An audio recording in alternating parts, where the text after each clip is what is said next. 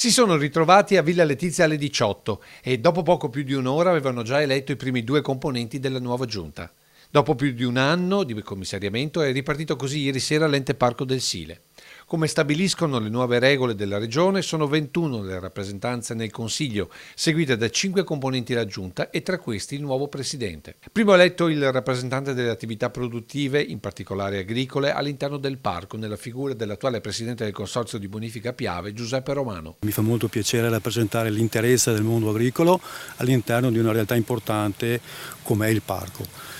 Poi porto la mia esperienza personale di amministratore del consorzio di bonifica, quindi dell'acqua in un territorio. L'esempio pratico è l'intervento sulle devastazioni alle sponde fatte dalle nutrie. E dove interveniamo rifacciamo gli argini e nel rifare gli argini mettiamo tutte quelle situazioni, tutti quei composti anche naturali che impediscono alle nutrie di nidificare. Perché i cittadini chiedono all'ente di intervenire sui numerosi problemi sorti lungo il Sile, temi che richiedono alle diverse comunità di dialogare. Lei chi rappresenta all'interno del direttivo?